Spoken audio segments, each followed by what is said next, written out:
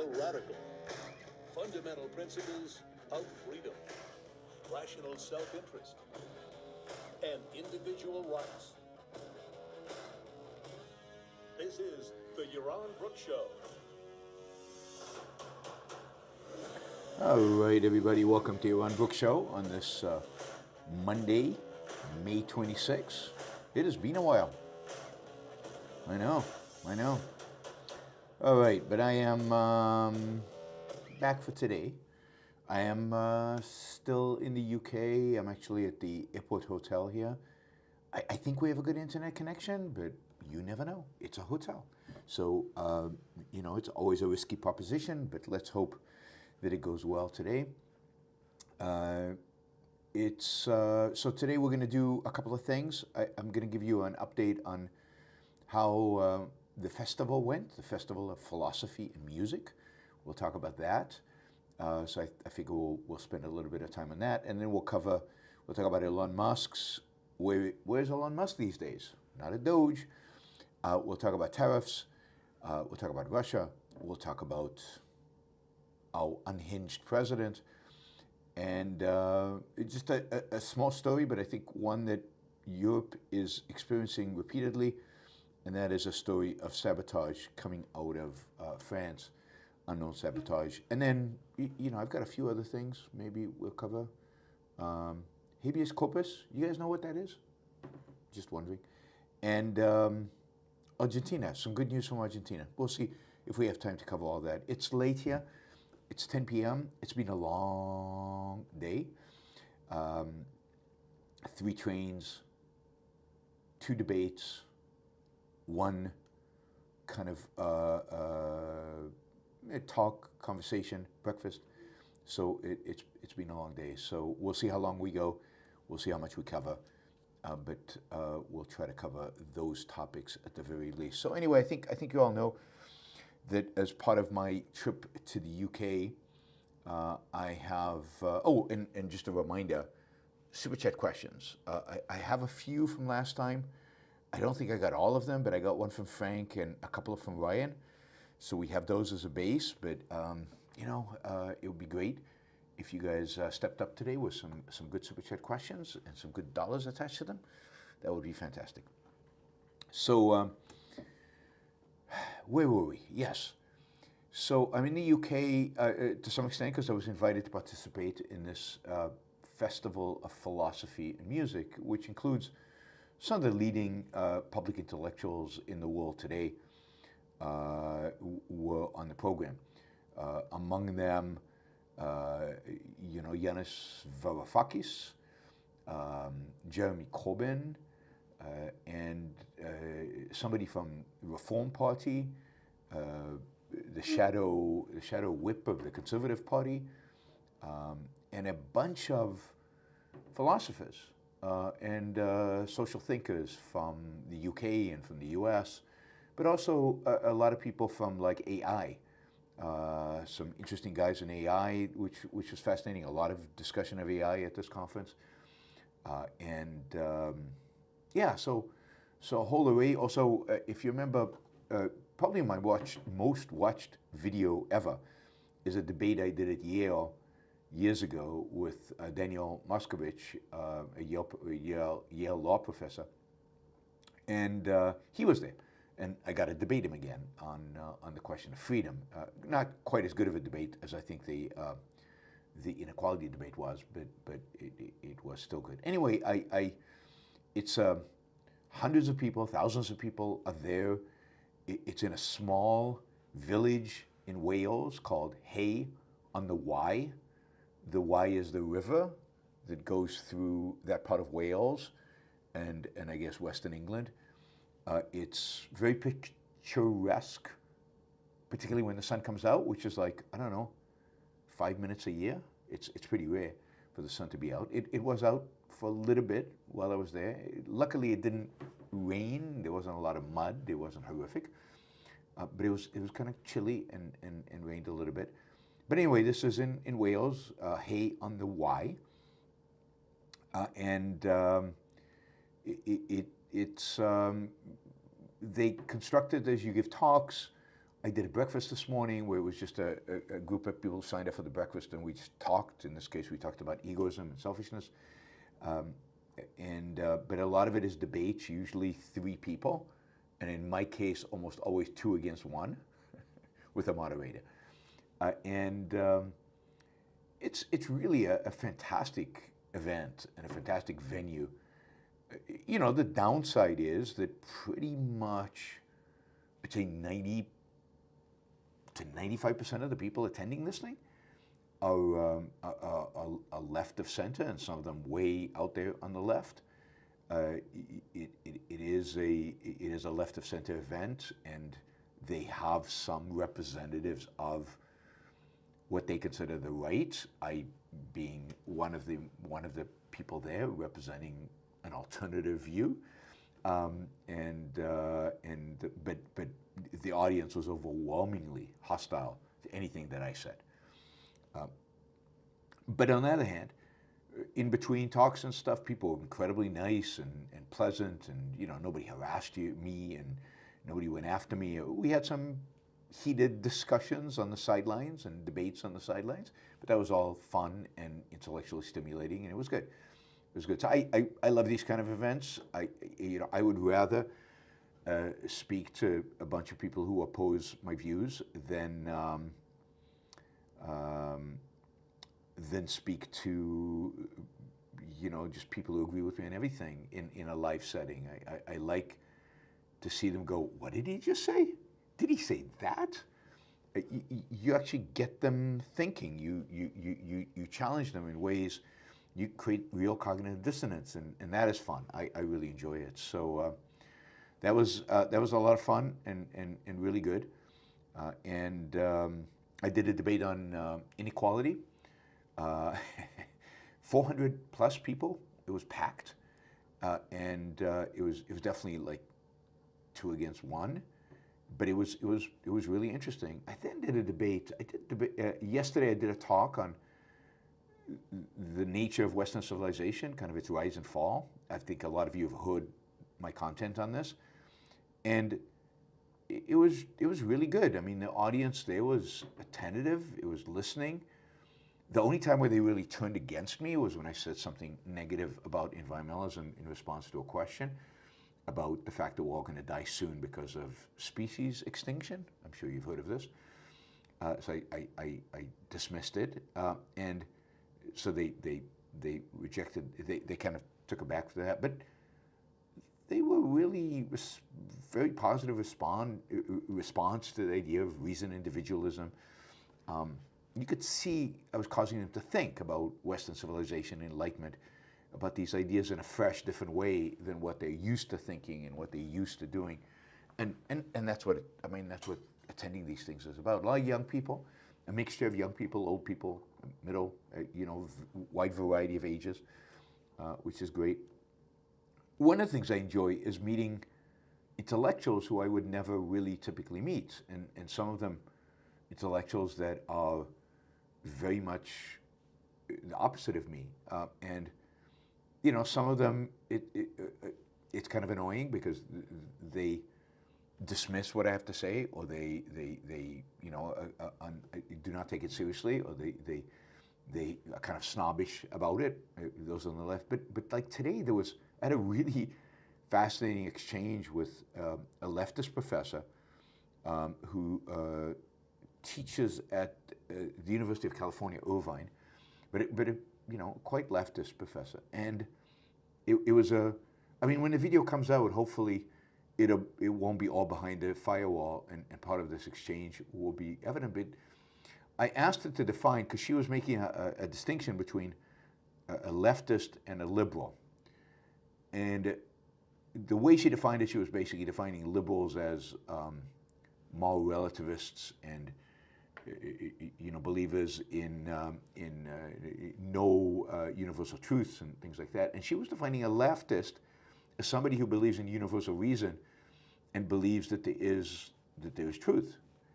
And it was like, whoa, okay. I mean, and she said, look, I'm old left, and she is. She's a kind of I think more of a Marxist left. But that is so much better than kind of the new left and the subjectivist left, the nihilistic left, the woke left, however you want to call it, all these.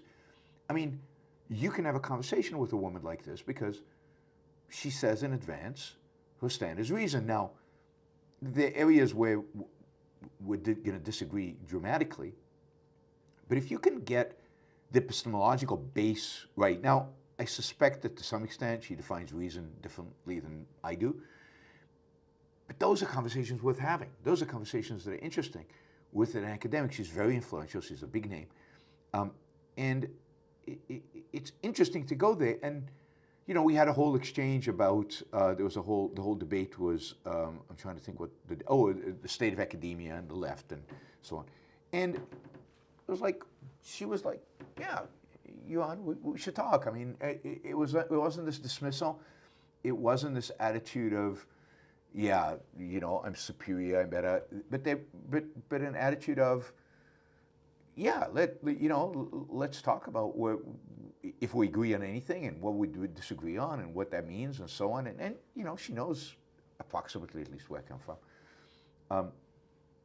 Not true of the debate later, which I had with a philosopher and the law professor, Dan Moskovich, over freedom and the meaning of freedom. That was a lot more, I think, dismissive of my point of view, although the moderator, who is a well-known British intellectual, was, again, quite open and interested and willing to engage. And there were a lot of people there, willing to discuss and engage and really get into conversations. I had a really excellent conversation, long conversation with a guy who works for DeepMind, Google's AI project, which I guess is based in London. I didn't know it was based in London, but it's based in London. And we had a fabulous conversation. And towards the end of the conversation, he didn't really know who I was, but we had a conversation over 2 days. And towards the end of the conversation, he says, are you related somehow to Ayn Rand? I said, yeah. And he said, I've read 2/3 of Atlas Shrugged. I need to finish Atlas Shrugged. But yeah, I can see the connection. I said, yeah, I just happen to be the chairman of the board of the Ayn Rand Institute. He didn't know that. But it was really good. So anyway, it was fun. I enjoyed it. I guess I'm different than a lot of you guys. I am interested in engaging with people I disagree with. I'm interested in engaging with people of the left, particularly people who you can take God off the table. That is, religion's off the table. Nobody's interested in religion. That's silly. Okay, now let's have a conversation about what truth really is and what reason actually, what does it mean to be guided by reason, and how does the economy work, and how does politics work, and what are individual rights, and what does freedom mean? But at least you don't have to deal with this, but God, right? Because the but God is completely, throws a conversation to another realm. And in that sense, I prefer to engage in intellectual debate and discussion with atheists, even ones who are leftists, than I do with religionists of any kind, Jewish, Christian, Muslim, or whatever. We'll see if I'm invited again. The audience, I think I was the most entertaining speaker. I had them. They, how I can be when in front of a crowd. I engaging and funny and interesting and certainly provocative and thought-provoking. And I'm hoping they invite me back. Particularly, they do a festival in London as well. London will be a lot more fun than Hay on the Wye. As pretty as it is, if I never go back to Hay on the Wye, I'm fine. Although the festival's fun, but hotel rooms. Anyway, it was a logistic kind of nightmare. 3 trains to get there. To get to Heathrow, I had to take 3 different trains, and it's a hassle. So I'm hoping to do one of the events in London in the future, and engage with these ideas. It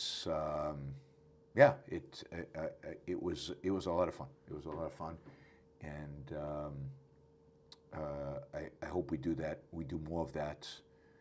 We do more. I do get a chance to do more of that in the future. I hope they don't schedule it every year on my birthday. That would suck. But other than that, I think it would be great to be able to engage. And I think part of how you change a culture is you start creating. You start influencing, or at least gaining respectability around other intellectuals, so that they at least don't, shun you and stop you from engaging. So anyway, interesting festival. Oh, there were a couple of guys, hi guys, who came to the festival because they listened to the Yaron Brook show, and I mentioned it on the Yaron Brook show, and they figured, hey, we can come and we can hear Yaron do 5 different events, and it's cheaper than a super chat because the festival is pretty cheap. And they came and they attended all my events, and it was cool to hang out, and it was a lot of fun to have like a handful of people in the audience who actually supported my views, which happened. Out of the 400 people, I think there were like 10 who might have been on my side. So thank you guys for coming, and I will let all of you know when I do these things again, and hopefully some of you can come. I also got an opportunity to meet some of you listeners from the UK at the Institute for Academic Affairs on Thursday. I gave a talk on the morality of capitalism. It was great to meet you. Thanks for coming. Again, a lot of fun. A lot of fun to engage. But you see, in the Institute for Economic Affairs, the main pushback I got on the morality of capitalism was religion.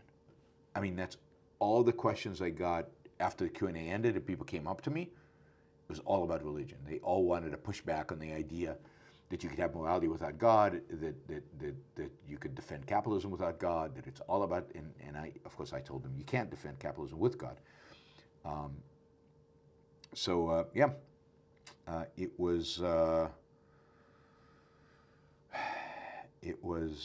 It's been a good, I think a good 10 days in the UK, very productive, and yeah, off now. I travel tomorrow to Israel. Family, my mother's in hospital, my dad's not doing well, so more to deal with my elderly parents, and maybe relieve a little bit of the strain that my siblings are going through in terms of taking care of them. So I'll only be able to do that for 5-6 days, but I'll do what I can. Anyway, in Israel, I'll try to do as many shows as I can. It'll be late at night again. It'll be very in times from day to day, so I apologize in advance. And again, I can't commit to any particular days. It depends on what's going on, hospitals, stuff like that, and hard to predict. So I will try to keep you up to date in terms of what's going on and when I'm available and when I'm doing shows. But there will be shows that I do live from Israel. Getting to Israel, by the way, is an adventure. I have to fly to Cyprus tomorrow. So if any of you are listening from Cyprus, hey, let me know if you want to come by the airport and say hello. We can hang out. I'm spending 3.5 hours in Cyprus because I can't get a direct flight to Israel because almost all the airlines, pretty much all the airlines, have basically canceled their flights to Israel. So I'm flying to Cyprus, and then I take El Al, the Israeli airline, from Cyprus to Tel Aviv. It's very difficult to get an El Al flight like from London to Tel Aviv because they're all booked up because it's the only airline flying into Israel. And this is part of a move, I think, not just out of fear, but out of, I think they're trying to punish Israel. I think they really are taking a position about Israel, which I think is horrible. Anyway, difficult to get to Israel, very difficult to leave Israel. But we will make it happen, and I'll let you know what's going on. Okay. After all of that, let's jump into what you're really here for, which is the news. And let's start with Elon Musk. I mean, Elon Musk is now, according to his tweet he put out a couple of days ago. This is the tweet: back to spending 24/7 at work and sleeping in conference server factory rooms. I must be super focused on XAI and Tesla, plus Starship launch next week, as we have critical technologies rolling out. As evidenced by the uptime issues this week, I'm not sure what those are, major operational improvements need to be made. The failover redundancy should have worked, but did not. So Elon Musk now is 100%, seems to be 100% focused on business, 100% focused on his companies. Indeed, in a video interview that he did a few days earlier, he was asked about his political involvement, and Elon Musk said, look, I'm not giving money anymore to politicians, unless I think that I really need to, but I don't think I need to at this point. He looks very depressed. I mean, the video of Elon is kind of sad watching him because he looks pretty defeated and depressed. And I think, look,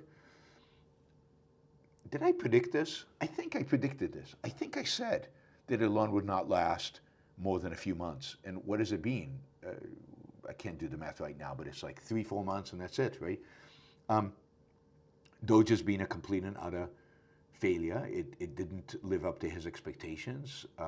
He didn't get, at the end of the day, the kind of support that he wanted. Now, I think he approached the whole project wrong, and I don't think he understands how government functions, and therefore, approached the whole project wrong. But the reality is that nobody was going to let him cut $2 trillion. Nobody was even going to let him cut $1 trillion. For that matter, nobody's going to let him cut anything. Maybe reshuffle the chairs on the Titanic, but fundamentally, you can't cut government spending at the executive level. You have to cut government spending through legislation. There's not that much fraud and waste, depending on how you define waste. Most of it is waste, but if you define waste the way they define it, in government, there just isn't. It's mostly just bad policy. It's mostly just stuff the government shouldn't be spending money on. But that's a whole different issue than cutting fraud and waste, which, again, there's not that much of, and I think he discovered that. And the rest, which should be cut, is beholden to multiple levels of pressure groups. Pressure groups that affect the politicians, that affect the bureaucrats. And it's very, very difficult to come from the outside, not knowing politics, not understanding the dynamic of political decision-making, not understanding the dynamic of pressure groups, and just say, oh, cut this, cut that. And he got blowback. He got massive pushback from the bureaucracy, from the politicians. These politicians, again, are beholden to pressure groups. Nobody was going to let him touch those. And then, of course, he couldn't touch Social Security, he couldn't touch Medicare. And then if you really want to cut spending, and if you really want to deregulate, if you really want to do the hard work, it has to be through legislation. It has to be through Congress. And that is a different skill set. It's you don't do it like you do a startup. You actually have to go to the Hill. You have to write legislation, and you have to figure out what legislation to write, and you have to do it systematically. And sadly, you probably couldn't get much done there either, unless you could create the right kind of pressure groups for that. But it's not clear that there are any. Just look at, the Big Beautiful Bill. The Big Beautiful Bill is an unmitigated disaster coming out of the House. The Senate, they know that. And they're gonna try to do it differently, but then it's not clear it gets supports in the House. The whole thing, it's not clear what exactly is going to pass, but this is for sure. And I told you this before Trump was elected. I told you this after he was elected. I've been telling you this all along. At the end of Trump's term, government will be bigger, indeed, significantly bigger than when Trump took office. There was never any chance that there would be significant cuts to government spending. Now, Ian is asking, isn't the final number for Doge savings something like 20 to 30 billion? Not if Congress passes this budget. Maybe all that's happened is 20, 30 billion have been cut in some programs, but given how much Congress is spending, the 20, 30 billion will be spent somewhere else. So net to government spending, nothing has been cut. Indeed, once this budget is passed by the House and the Senate, or some version of this budget is passed by the House and Senate, government spending will be dramatically higher than it is today. Dramatically. Just like it was in the first Trump administration. Deficits are going through the roof. By conservative estimates, the bill coming out of the House of Representatives would increase deficit by $3 trillion. But it's much more likely, because they're not taking into account increased interest rates, interest on the debt, all of that. It's likely that the net result is somewhere closer to 5 to 6 or maybe even $7 trillion increase in spending. Now, the Senate claims they're going to cut more. I'll believe it when I see it. But let's say if they do, okay, but whatever happens, we are not talking about shrinking government spending. And when they say we're going to cut this, we're going to save this, what they mean is, right now, and this is they do every time, right? Government is projected to spend this amount, X, X plus 1, X plus 2, X plus 3, X plus 4.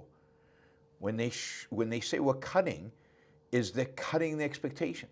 So instead of X plus 1, we're going to spend X plus 0.9. Instead of X plus 2, we're going to spend 1.8 or whatever the numbers are, right? So they shrink the rate of growth. And Republicans are very good at pointing this out when the Democrats claim that they are shrinking government spending and all they're doing is shrinking the rate of growth. But Republicans do exactly the same thing. Government spending, in terms of dollars, never goes down. Never goes down, as far as I can tell. I can't remember a year it went down.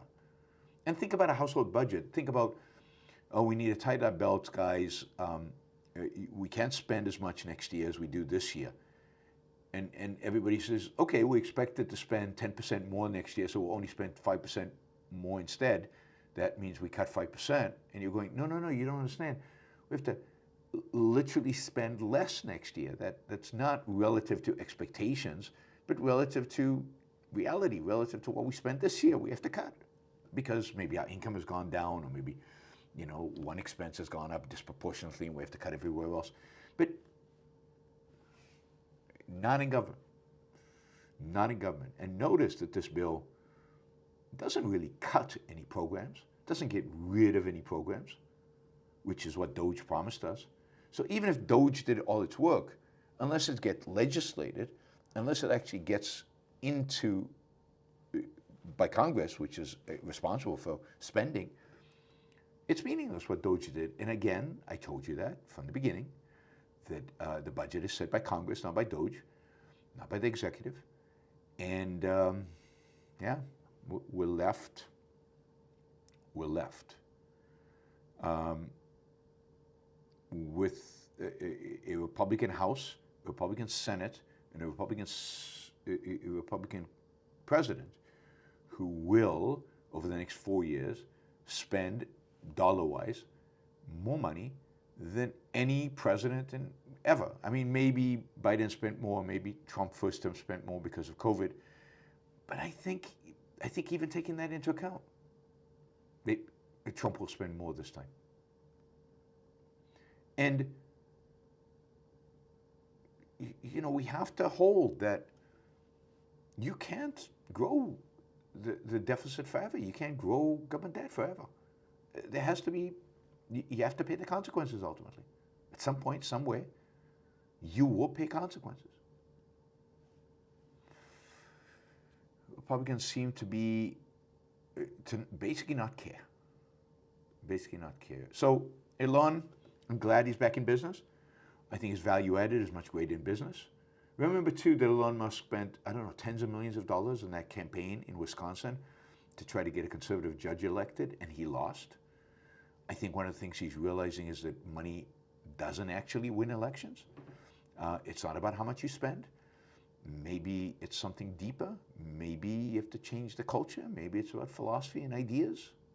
Maybe I should go talk to Elon and see if he'll fund the Yaron Brook show. I don't know, maybe. Anyway, I think he's going to retreat from politics for a while. I think he's learned a lesson. We'll see what that lesson exactly is, but I think he's learned a lesson. and I think he's going to be much more reluctant to get involved in politics. And I hope he's realized that Trump is not the person he thought he was. Talk about Trump. Let's talk about tariffs, because it's the one thing we know Trump cares about, and it keeps coming up, it keeps popping up. Now, I meant to talk about one aspect of this in the last show that got cut off, and it was a disaster from a technological point of view, and that is the threats of tariffs on Apple. This was a tweet that Donald Trump published on my birthday, 23rd of May. I have long ago informed Tim Cook of Apple that I expect their iPhones that will be sold in the United States of America will be manufactured and built in the United States, not India or any place else. If that is not the case, a tariff of at least 25% must be paid by Apple to the U.S. Thank you for your attention to this matter. Now, I'm sure he's told this to Tim Cook, and Tim Cook, I'm sure, has explained to him that that is an impossibility, that iPhones will never, or at least not anytime soon, be built in the United States, that the cost of building iPhones in the United States would increase by far more than 25%. I think we did the calculation once. At best, it would be something like an iPhone would have to cost like $3,500. It would 3 to 4x the price of an iPhone if they were built in the United States. And what does it mean to be built by the United States? As we talked about, every piece of the iPhone, the pieces of the iPhone come from 50 different countries. All that's done is China is assembled. Assembly is the least value-added part of the iPhone. Does Donald Trump demand that the assembly be done in the United States? Does he want everything that goes into the iPhone to be done in the United States? The film that makes the screen touchable, I think comes from South Korea. Does that need to be now made in the United States? The chips, of course, are made are fabricated in Taiwan. Does that need to be made in the United States? Other pieces, all the other pieces, they're all made somewhere, and they're just assembled in China. It's all designed in the United States, which is the most value-added piece of it. The highest value-added piece of an iPhone is the design, the planning, the structuring, the laying out, which is all done in the U.S. So what does it mean? What does it mean that iPhones be manufactured in the United States? Does that mean no part of the iPhone can come from somewhere else? It's nonsensical. The whole thing is nonsensical. But if it's just assembly, the assembly would cost many times over in the United States. The cost of labor in the United States is significantly higher. If you can even get the people to do it, if you can find enough employees to do it, to mechanize that, to have robots do it, which is ultimately what will happen, that's going to take years. The technology does not yet exist to make that happen. And when it does happen, it's going to be very expensive to install those robots. It's going to be huge capital expense. This is just delusional 101. He's nuts. And, I love Justin Amash had a tweet, and he said, quoting Donald Trump, and he said, this is really good. Well, maybe the family will have one iPhone instead of 4 iPhones, and maybe the one iPhone will cost a couple of $1,000, well, actually $3,500 more. Well, yeah, he's right, a couple of $1,000 more than they would normally. I think Justin Amash is absolutely right? If we can cut down on dolls, if you can all have fewer dolls, then why not have fewer iPhones? I mean, that's Trump. That's where we are. That's the irrationality and insanity of Trump's position on the iPhone. Now, people pointed out to Trump that if Apple pays a 25% tariff on all iPhones, well, that puts it as a competitive disadvantage. And what about other cell phone, smartphone manufacturers? And you know, and so he figured he got that. Somebody explained it to him. He got that. You know, if you explain it to him slowly, I think he gets it in the end. He then came out and said, yeah, the 25% of tariff is actually going to be on all smartphones that are not manufactured in the United States, including Samsung. Hey, Samsung, you should build all your smartphones here in the United States. So, look, Apple is much more likely to just take the 25% tariff and pay it than to move manufacturing to the U.S. Again, manufacturing in the U.S. would mean the iPhone would cost $3,000+. 25% on the wholesale price of an iPhone probably increases the price of an iPhone by, I don't know, I'm not sure what the wholesale, let's say the wholesale price is $400 or $500. So we're talking about an extra $125. That is not going to break Apple. It's not going to prevent me from buying an iPhone. It's probably not going to prevent most of you from buying an iPhone. It'll just make us a little poorer and pay higher taxes, which is what tariffs do. They increase our tax burden. But Apple is not moving one manufacturing job to the U.S. in order to build iPhones because that's not tenable. It's just impossible. And so we'll all pay a tax. And, you know, Tim Cook, who has in some way sold his soul, or at least, I'm not sure what the stat of his soul is, but is basically, you know, kissed the ring on many occasions, including the first term, has maybe bought Apple time. But ultimately, Trump really believes in this nonsense, and ultimately, Apple, like everybody else, is going to suffer from Trump's massive irrationality when it comes to tariffs. Now, of course, it wasn't only Apple that Trump is going after. This is what he published also on May 23rd. My birthday was a particularly productive day for Trump, and this is just bizarre. The European Union, which was formed for the primary purpose of taking advantage of the United States on trade, has been very difficult to deal with. Now, I know a little bit about the European Union. I don't know if you guys know about the European Union, but it's pretty clear that the European Union was not formed for the primary purpose of taking advantage of the United States on trade. Indeed, the European Union does not take advantage of the United States on trade. So if it was formed for that, it's done a pretty lousy job. The European Union trades with the United States well, again, European Union doesn't actually trade with the United States. We don't trade with the European Union. Individuals in the European Union trade with individuals in the United States to their mutual benefit. It's win-win. So, you know, this is his zero-sum winner-loser complete BS. The European Union, by the way, was founded in order to facilitate the free trade of goods, so zero tariffs within European countries, the free movement of capital within Europe, zero restrictions on capital movement, and the free movement of people within the European Union, that is open borders between European countries.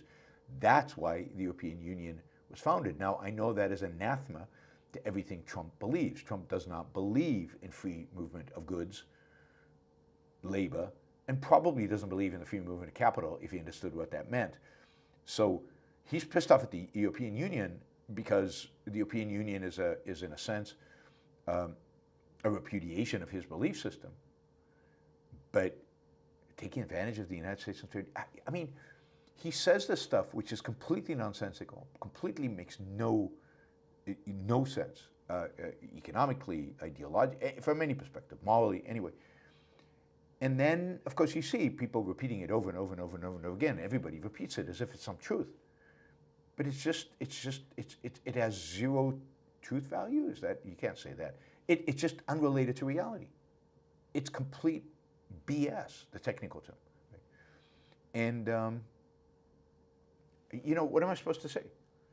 There's no positive spin on this. There's no giving Trump the benefit of the doubt. I mean, he's beyond benefit of the doubt at this point.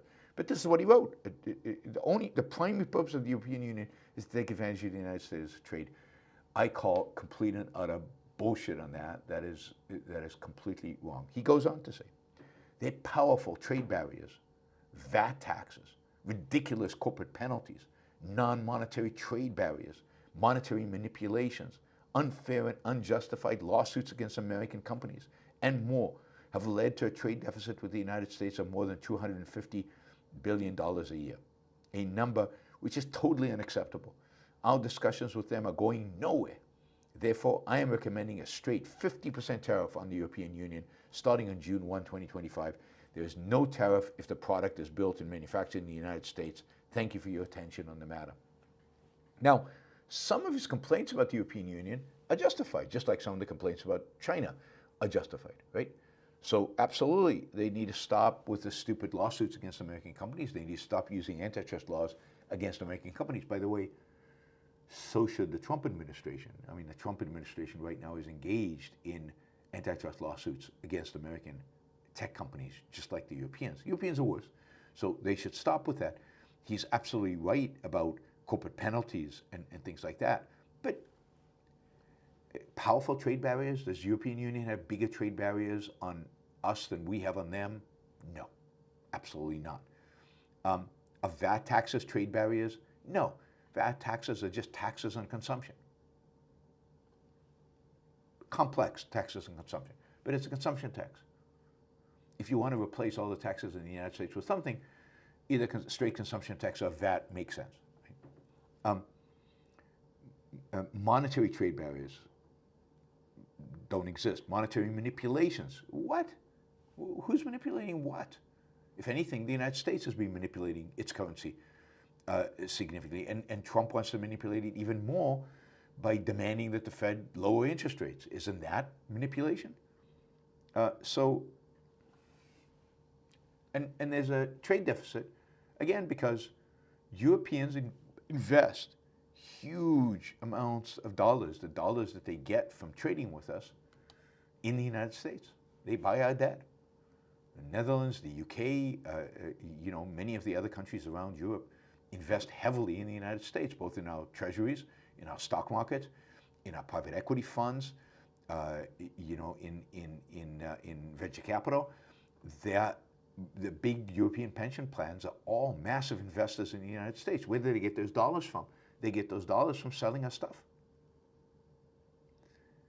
But that is sophisticated. It's not even sophisticated. That's economics 101, which it seems like, well, Donald Trump has no understanding of. We've talked about this in the past. But it seems like nobody in his administration has this knowledge, or at least is willing to confront Donald Trump with that knowledge. I mean, his positions on trade are the most ignorant positions of trade of any president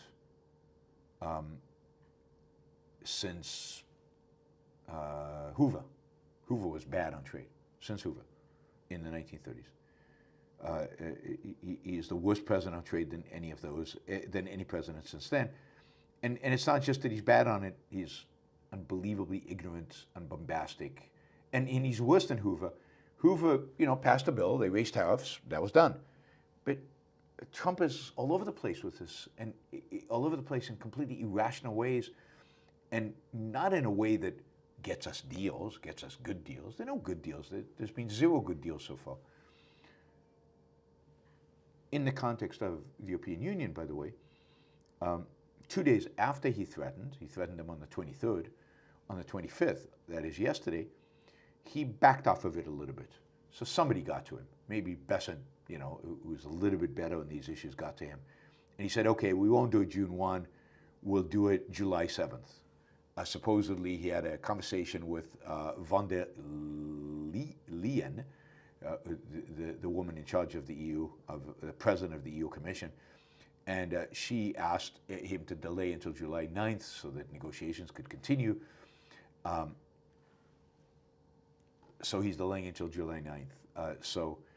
But I mean, one of the things I hear, I talk to people who are familiar with these negotiations, at least from the European side, and it's very clear that the Europeans are unbelievably frustrated by the fact that they have no idea what Donald Trump actually wants. And we heard this from the Japanese contingent when they came to negotiate with the United States over the trade. They went back to Tokyo saying, we don't know what they want. I mean, we're willing to negotiate, we're willing to deal, we're willing to do all kinds of things, but we don't know what they want. They won't tell us what they want because Donald Trump doesn't know what he wants. Does he want reshoring? If he wants reshoring, then he needs high tariffs. He can't cut a deal. Does he want revenue?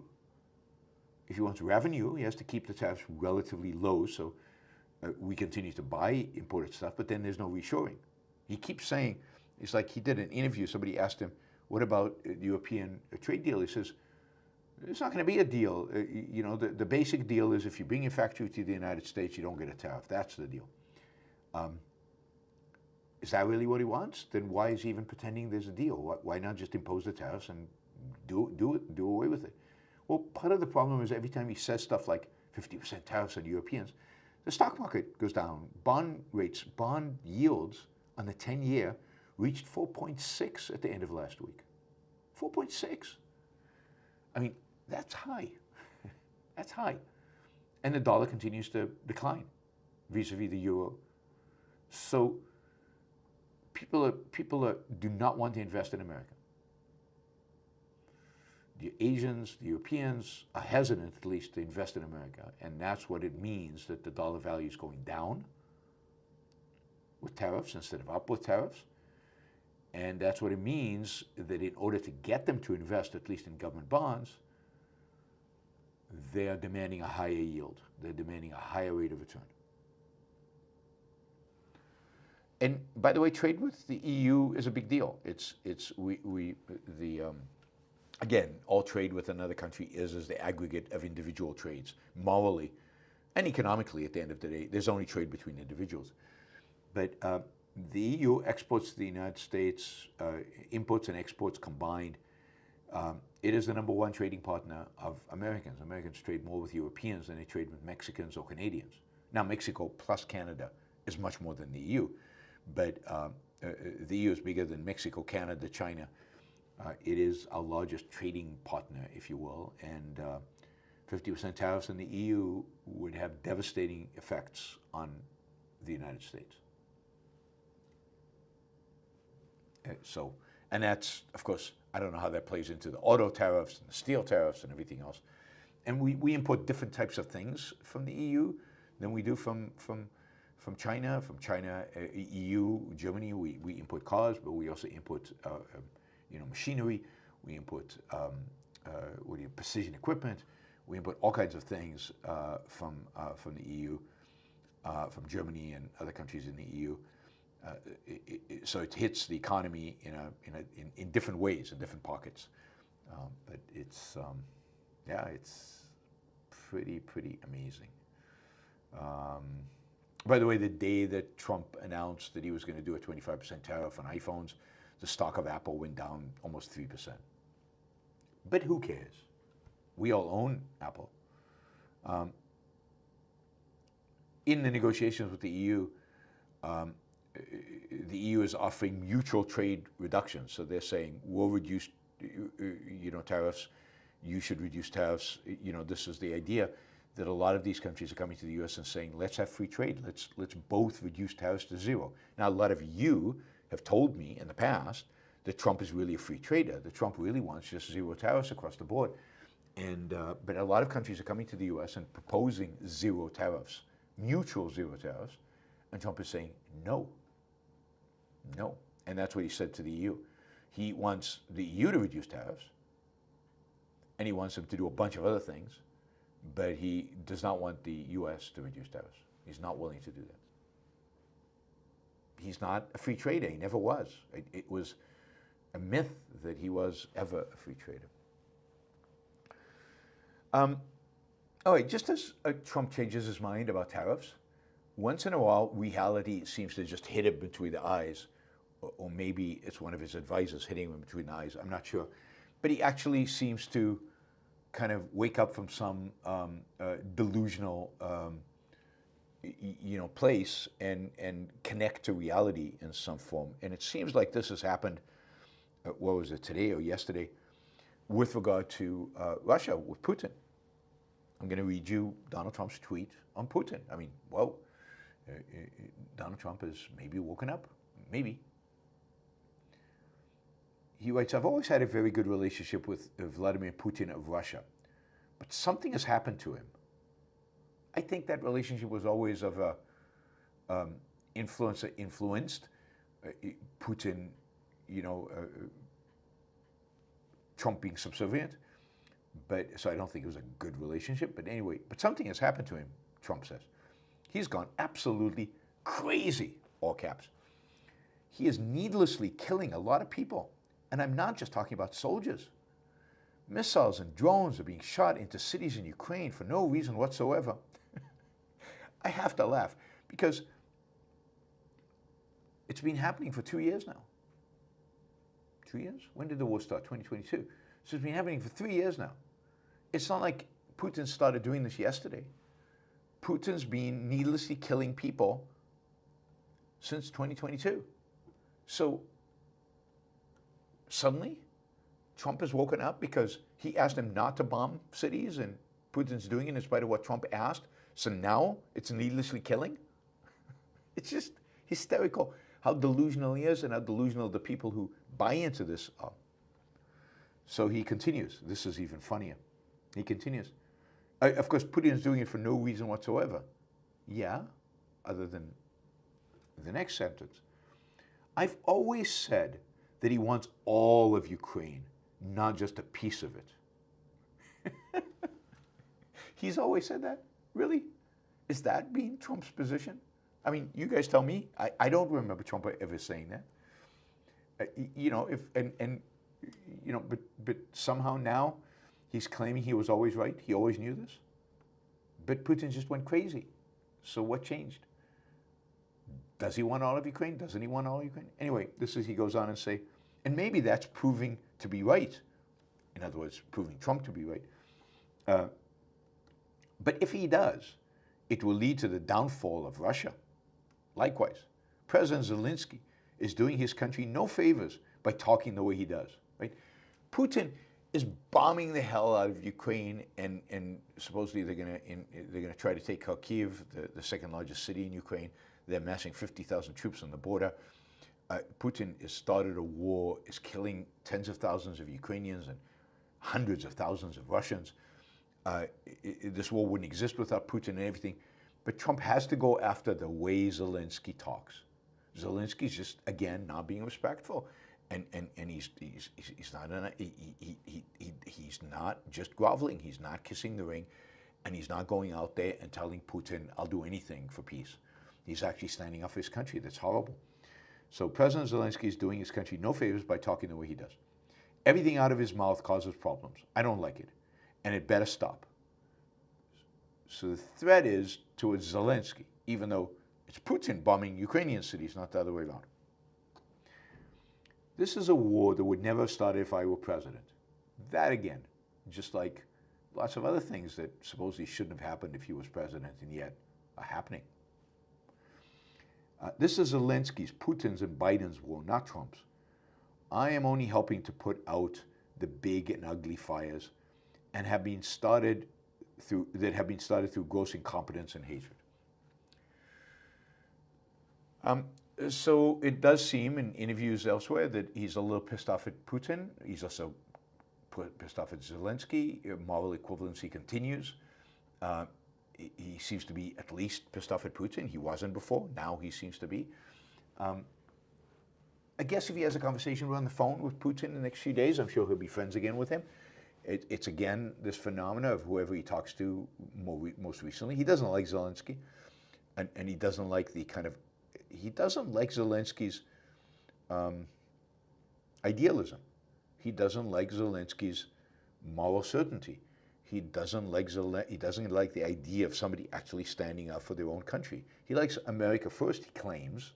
He doesn't know what that means. But Ukraine first, that is unacceptable to him.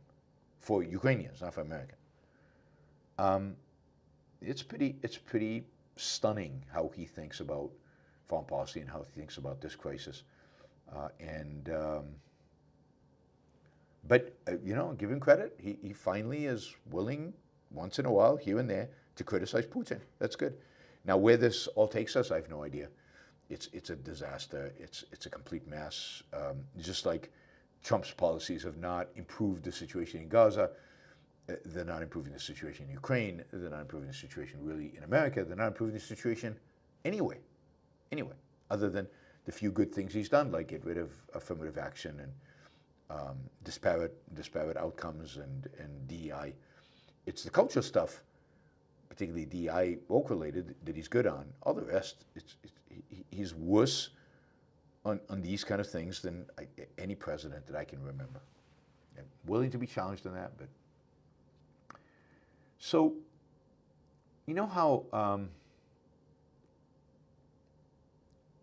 there's this book out, and everybody's talking about it, about how Biden, we all knew this, was demented, and how the people in the White House hid this from the American people, and how they insisted he was fine, and how destructive that was. And there's a new book out, and it's making the rounds, and there's a lot of backstabbing and debating and arguing and fighting within the Democratic Party about who's responsible and what they did and why they did it and all of this, and the fact that mentally Biden wasn't there. He just wasn't.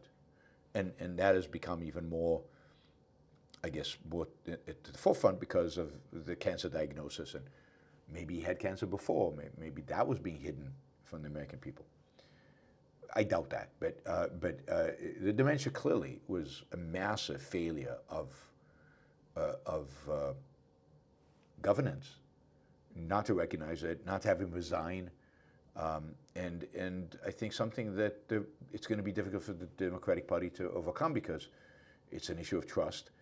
And I think that if Republicans had anybody other than Trump, they could wipe the floor with Democrats right now. Democrats are about as unpopular as they've ever been, and yet they might win the midterm election, not because anybody likes them, nobody likes them, but because they dislike Trump so much more. But we'll see. Anyway, in that context, I'm here to tell you that Trump is borderline demented. Now, I don't think he's demented medically, but the guy is not here. He's completely delusional. His mental faculties, his cognition, he's a rambler. He talks nonsense. And I'm not talking about policy issues. He just talks nonsense. And you got to call it. The guy's not mentally fit to be president of the United States. He just isn't. Now, I don't want him to leave because then we get J.D. Vance. But you have to call it the way it is. And you saw that in his address the other day to the West Point Military Academy.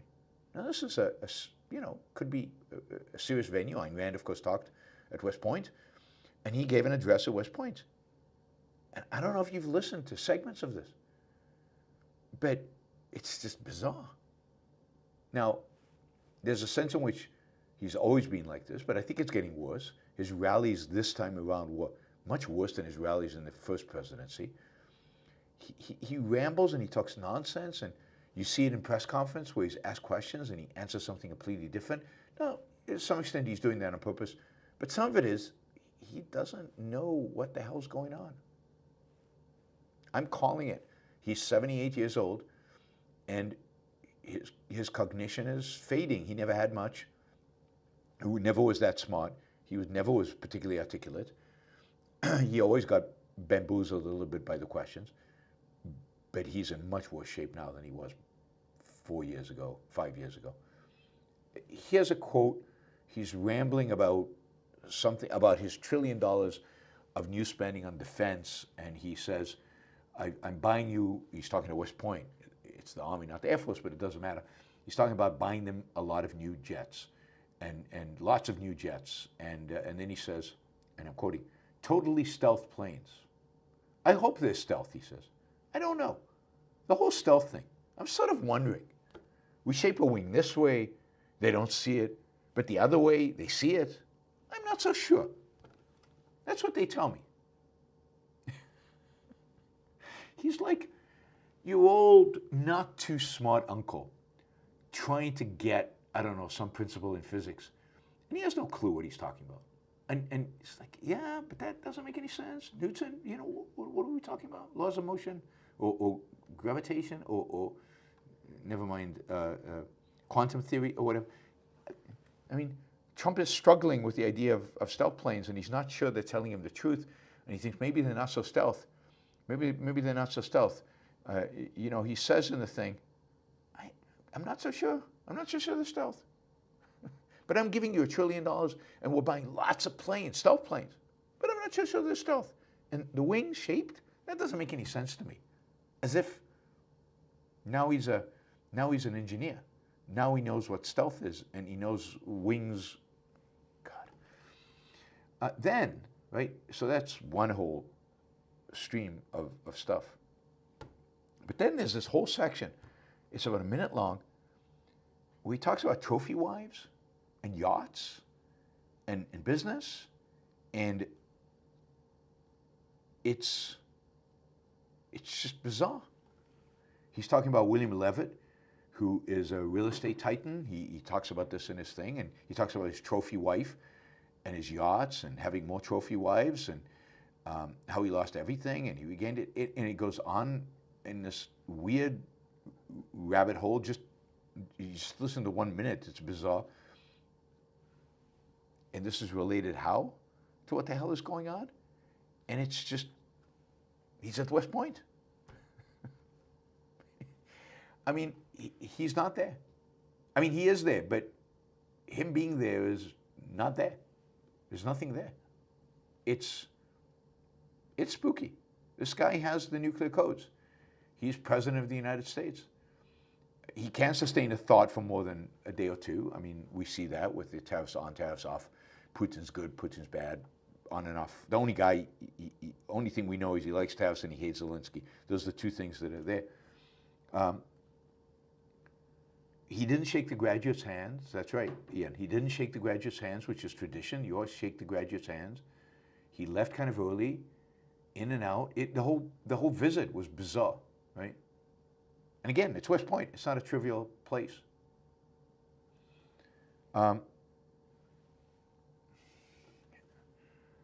President of the United States. So if we called it on Biden, we should call it on Trump. That's all I'm saying. Equal treatment. All right, what did I want to, last thing. Oh yeah, I just read this story. I don't know how significant it is, but it could be quite significant. You know, France is experiencing power outages in the south of France. First one affected the Cannes Film Festival, now the city of Nice. Hundreds of thousands of homes knock out. And the thing about it, I mean, we all experience blackouts. Certainly, I know what it feels like because I live in Puerto Rico.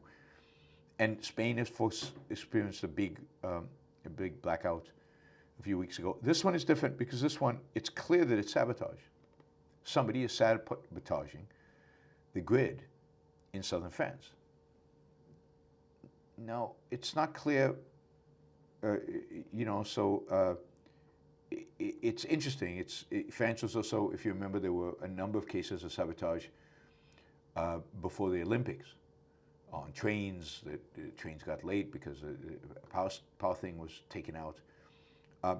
There's an anarchist group that is taking responsibility for it, but it's likely, although I don't think it's for sure, but it's likely that these kind of anarchist groups that enjoy kind of creating havoc and being nihilistic in Europe are likely being funded by the Russians. I mean, there is plenty of evidence to suggest that Russia is using saboteurs all over Europe itself, but it's even more likely, I think, that Russia is using proxies.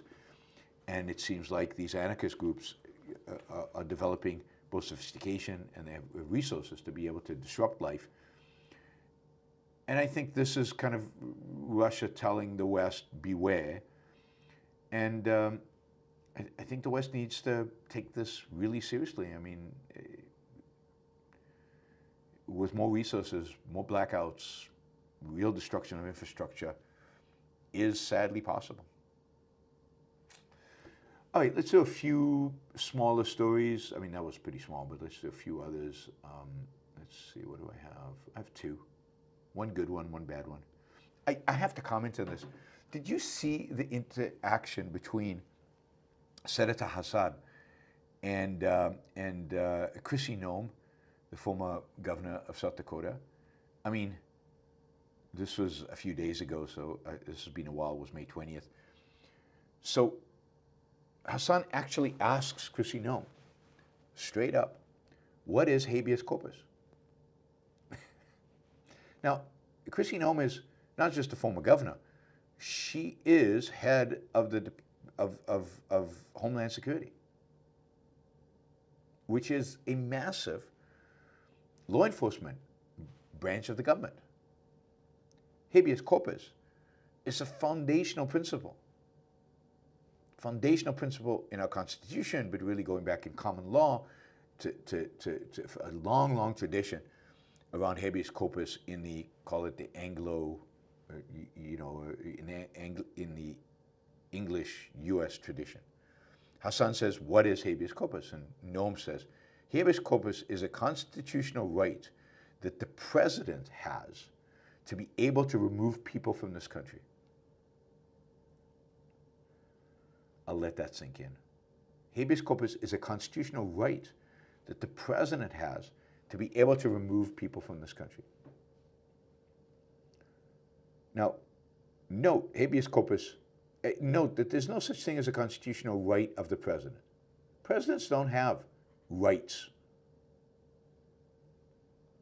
The Bill of Rights is not there to protect or to grant rights to the president. The Bill of Rights and the Constitution are there to limit what the president and government can do to us. We are the ones who have rights. And habeas corpus is not about being able to remove people from the country. Habeas corpus is about the right to challenge being arrested, a right to have the cause of the arrest, the cause of the detention, be spelled out, and the ability to challenge that in front of a judge. But this is the woman in charge of Homeland Security. And she doesn't know what habeas corpus is. I mean, for that matter, I'm not sure the Attorney General of the United States would know, but Bondi. But no, I think Bondi would actually know what it means. I think this disqualifies Chrissy Nome from this position. She should have resigned after this answer she gave the senator, or she should be fired by the president. Any decent president, I think, would fire her. I mean, we're not talking about ignorance about some obscure thing.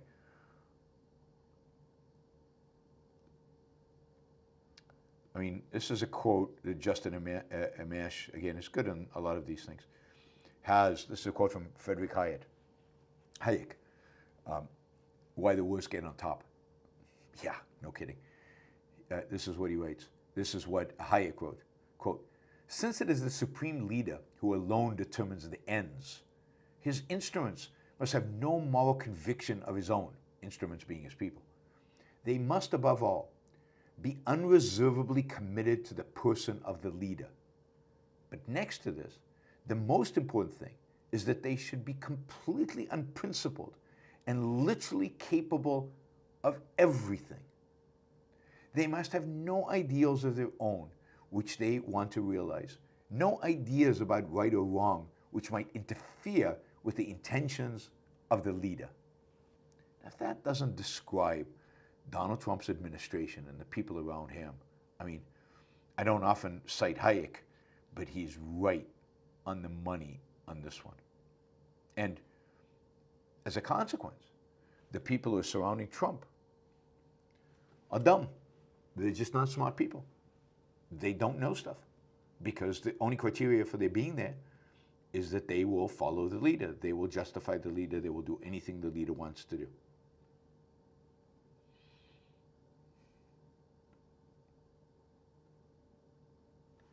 Now, Hassan gives in this exchange, he gives a whole explanation of what habeas corpus is to Chrissy Nome.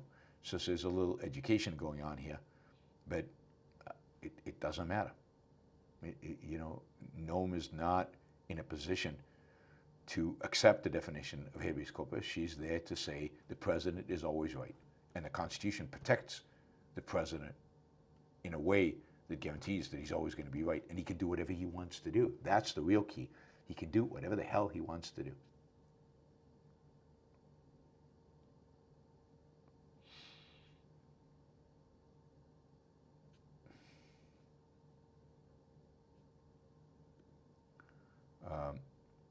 Okay, final. I got the story about from Argentina in Milei. This is about crime in Argentina, and according to this new statistic out, Argentina today has the lowest homicide rate in its history. 3.8 homicides per 100,000. That's the lowest in South America and below the rate of the United States and the lowest in its own history.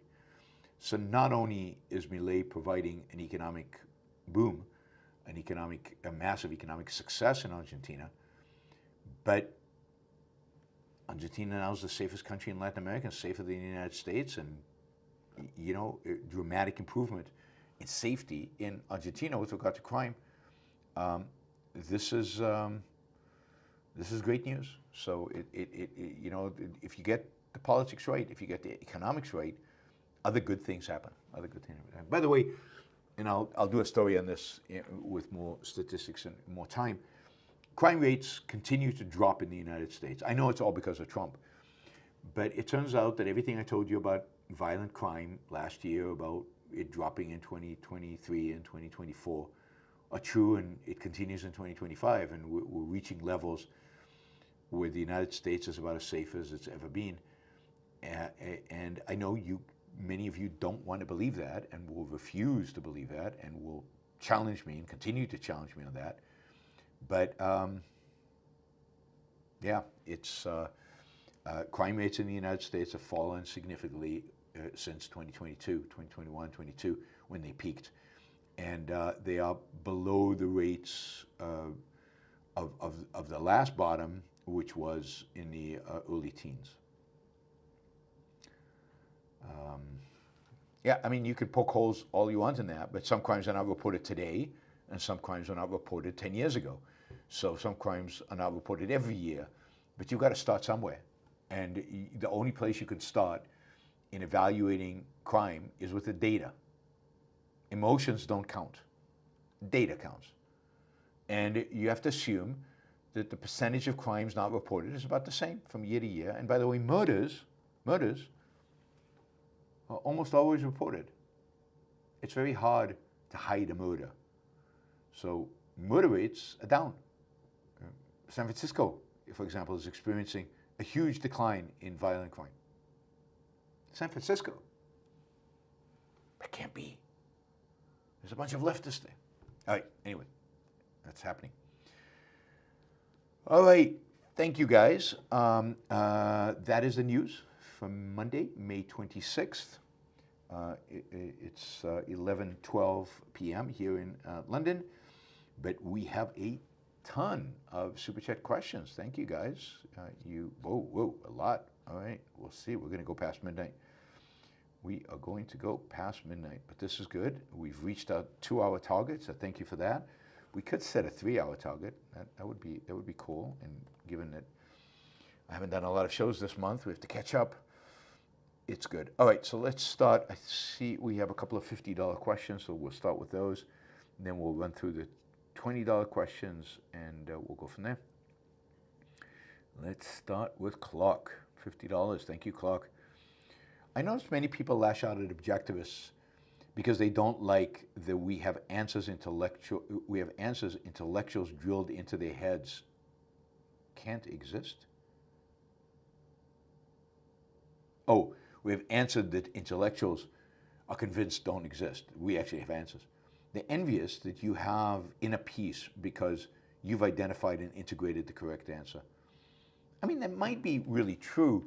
I don't think they conceptualize it that way. I think they lash out, they're resentful, they experience a strong emotion. I don't think they're that thoughtful as to recognize that, oh, he has answers that I would have liked to have and I don't have, or I believe can't exist, and yet he seems to be happy with them.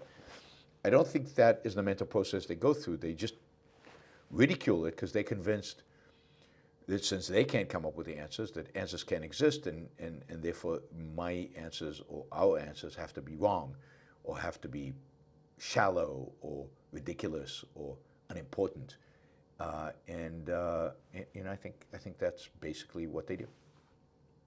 But yeah, I think you're basically right, Clark. Observateur push, whatever, right? Thank you. $50 as well. With respect to your parental care efforts, when you pass die, are you planning to accept cremation, budget consideration, or be buried, full body, non-religiosity considered, in either Puerto Rico or Israel? Thanks for your show. Yeah, I don't expect anything to happen in Israel. I'm not going to be buried in Israel or anything in Israel. I don't know. I mean, it depends when I die.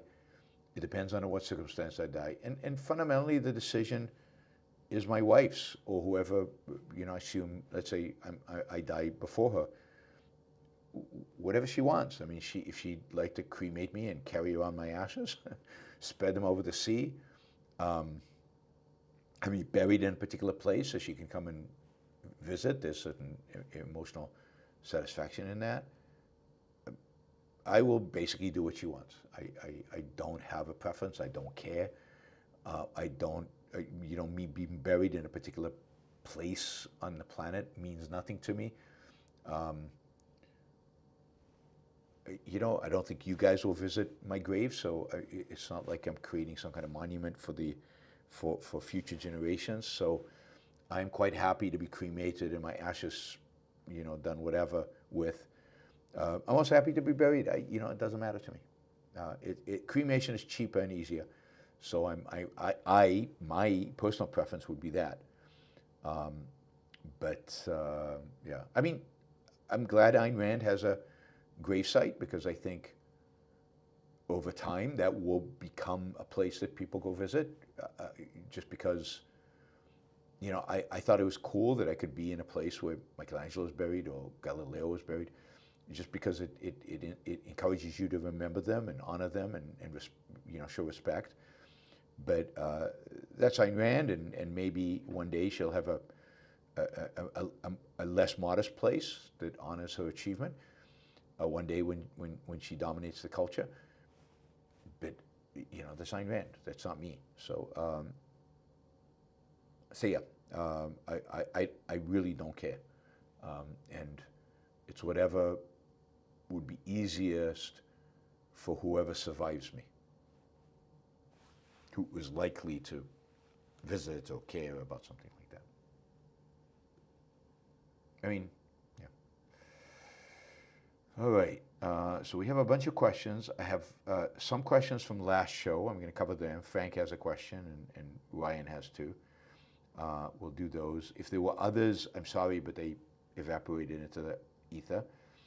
And then, so we'll do the $20 questions, and then we'll go to the others.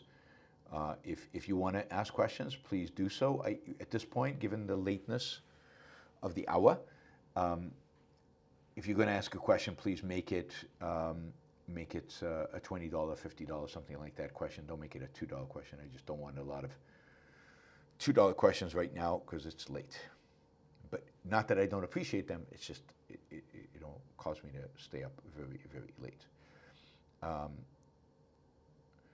right. Let's see.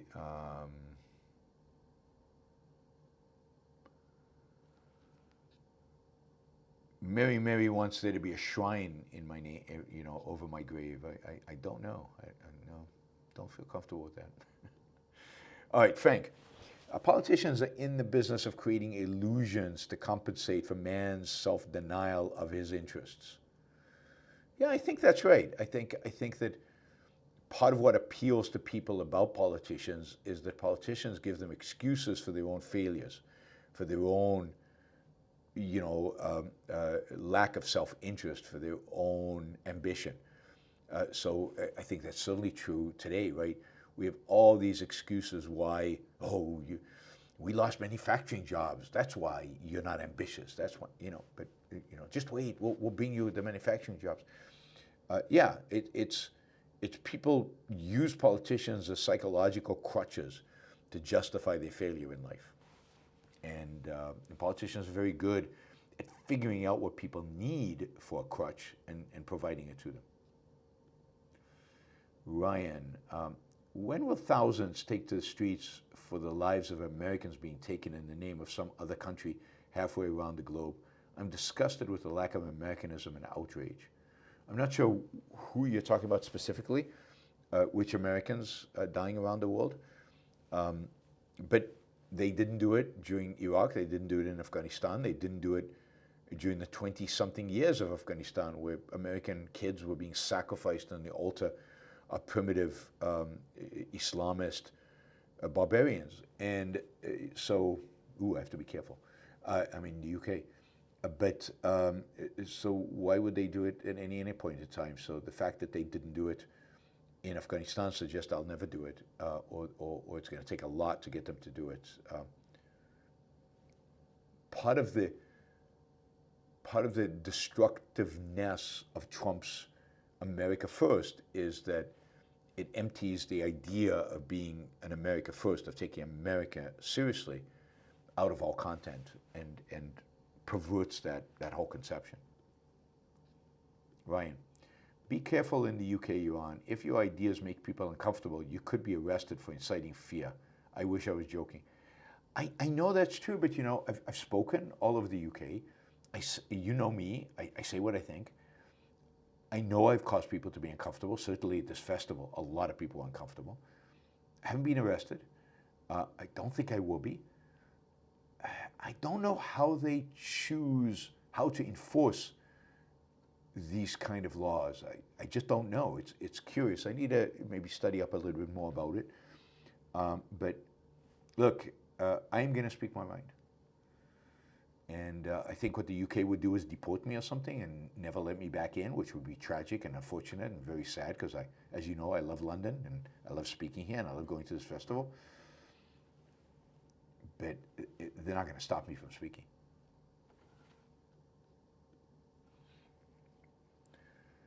All right, Liam, did you get a chance to see some of Alex, I can't pronounce his name, sorry, debate with Dave Smith? He completely exposed Dave Smith for the phony second-hander he is. Alex was debating in principle, nearly sounding like an objectivist. I have not, but Alex is very good. He has an incredible command of the facts and of reality. He does not succumb to fear-mongering and to deception and to made-up stuff.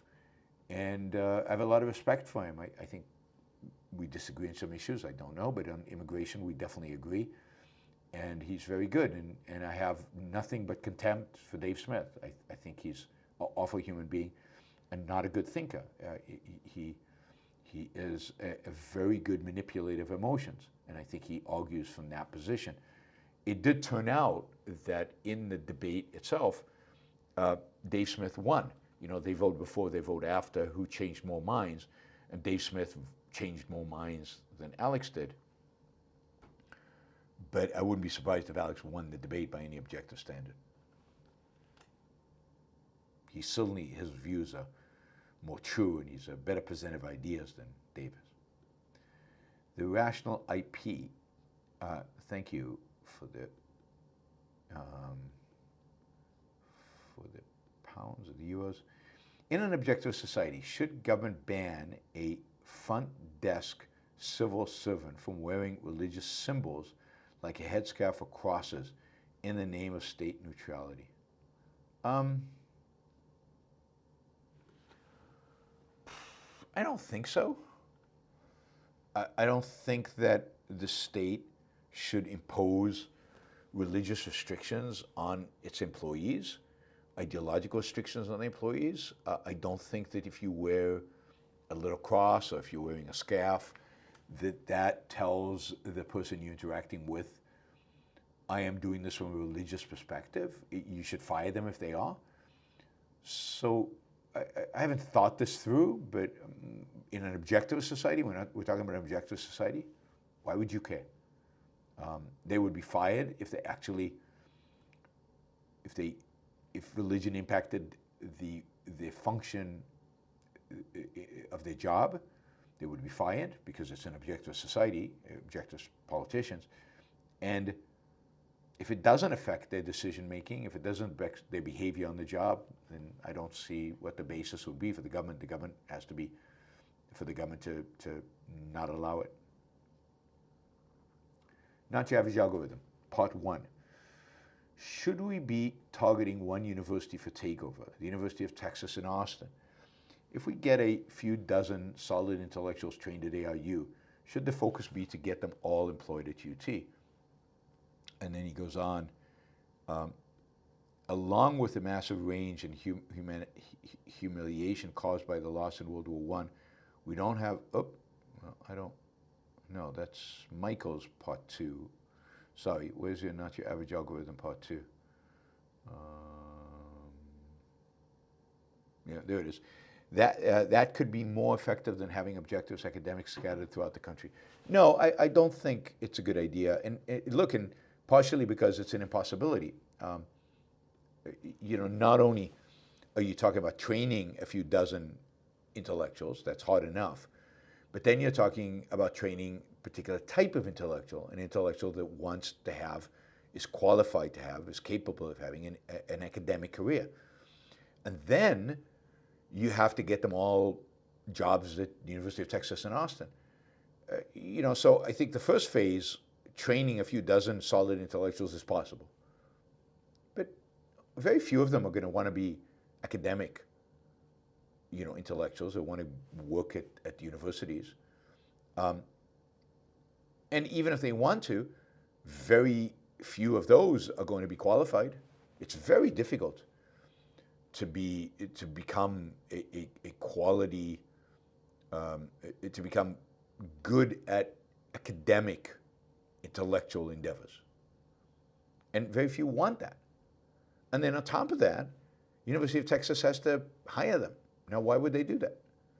They have to be particularly good. And think about how long that takes. They'd all have to get PhDs. Undergraduate is 4 years. PhD is another 6. That's 10 years. Then they have to prove themselves. Maybe the University of Texas hires them right out with a PhD. That's unusual and rare. They might do it for 1 or 2, but certainly not for dozens. They'd have to prove themselves. That's another 7, 8, 9, 10 years. And they have to be really, really good because University of Texas has high standards and it's a good university by their standards. It's just not a realistic goal. So we have a significant concentration of academics today at the University of Texas. It's happened organically without a big plan to do it, although there was some planning involved. Tara Smith is in the philosophy department. Greg Salmieri teaches in the philosophy department and is now in the civics school at the University of Texas. And Gina Golin is in psychology. But that wasn't a plan, and we happen to have 3 really good academics, and they all landed up at the University of Texas, which is great, and that's a concentration. But how do we get another 12 in there? A dozen? I have no idea where you would start. You would have to start with getting PhDs, and the reality is that in today's university system, there are too many PhDs. It's very hard to get a job if you get a PhD. University of Texas is very selective, and very few people want to take that route in life. Very few people want to become that kind of intellectual in life. So I don't think a realistic goal. Jennifer, my best wishes to your family, Yaron. Thank you. I really appreciate that, Jennifer. Thank you. Brian, I was just listening to the first show you did. Does it bother you, all the people who drew Muhammad cartoons and opposed Obama and now have turned into Trumpists? Why did that happen? Oh, absolutely. It bothers me. It's sad. It just shows how compartmentalized people can be and how they can be good on some things and bad on others. But also how, I don't know, anger and fear, I think anger and fear are the big ones, can really distort and pervert the intellectual development of somebody. And when you're overly focused on anger and fear, you lose sight of objectivity. You lose sight of what's important. You lose sight of positive values, and you're completely focused on the negative. And I think that is a lot of how they became Trumpists. It's the focus on the negative, on how horrible Obama is, and how horrible the left is, and how horrible Islam is, and how horrible. You're all consumed by that. And that is incredibly distortive and destructive. I think the consequence of that is you gravitate towards somebody saying, that gives you hope, because he's going to fight the fight against all that negativity, all the stuff that you view as negative. And I think that's Trump's appeal. Trump's appeal is his bombast in claiming that he is going to fight the fight against the left, the elites, those nasty immigrants, and those evil, foreigners who dared to trade with us, and by doing so take advantage of us. I mean, that's one explanation. We could probably do a whole show on just that. Michael, it does look like the collectivist brutes are going to rule the roost. But if you look historically, the 1970s were far worse. How do mixed economies pull themselves off the brink without operating under any first principles? Well, I don't know. There's some respects the 70s were worse, and other respects they weren't worse. I think Trump is a unique evil that didn't exist in the 1970s. I think he's a lot worse than Richard Nixon or Jimmy Carter. But on the other hand, yeah, you can pull yourself off the brink. How do they do it? There's a backlash against the ongoing policies, and somebody rises to embrace an alternative, and a good alternative. So Reagan, Thatcher rose up in the 70s. Now, I happen to believe that their success is due to the intellectual success of Hayek and Mises and Ayn Rand, to a large extent Ayn Rand, and Atlas Shrugged. I don't think they would have been successful without her, and I'm worried that right now there's no equivalent. There's no softening of the culture for capitalism or for pro-freedom by intellectuals. There's just nobody of that caliber out there doing the work. So I worry that it's going to be hard to repeat what happened in the 80s in the post-Trump era. Michael, Trump's attacks on Harvard was never about protecting Jewish students from anything. It was about destroying Harvard and the idea of free, open intellectual culture that he and his fascist thugs can't control or corrupt. I think that's right. It's not, but I think we have to be careful and realize that Harvard does not represent free, open intellectual culture. Harvard is a repressive place. Harvard is not a good place in the sense that, Harvard teaches bad stuff. It's a hub for the kind of crazy left ideology.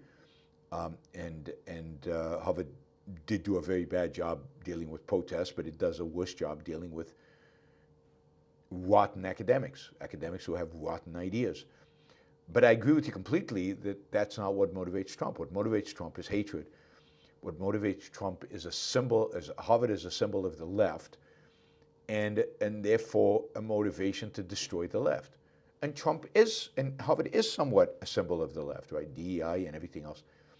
But the way he believes you handle the left is by destroying them, not arguing against them, not debating them, not proving them wrong, not replacing them, but destroying them. And his goal is to destroy Harvard, and that's the goal of MAGA. And I think MAGA are loving this. I think this is why he keeps escalating. It's because his base loves the fact that he's going after Harvard. To them, this is justification enough for voting for Trump. They love that he goes after them, that he's denying them money, that he's not allowing foreign students to come there. This is the kind of executive power they want, MAGA wants, and Trump is giving them what they want. Wes just did a $100 sticker. Thank you, Wes. That is incredibly generous. Thank you, thank you, thank you. Really appreciate it. James, how respected is Ayn Rand in Silicon Valley? In Silicon Valley, more Plato than Aristotle. Do they have more of a philosophy king mindset, Or are they smart enough to realize laissez-faire is a more optimal approach?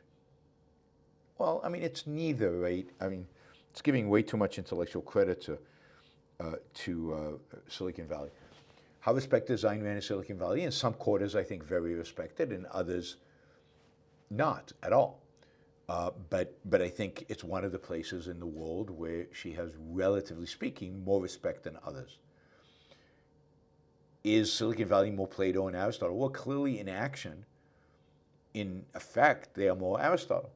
They deal with logic, and they deal with science and engineering and solving problems and dealing with reality.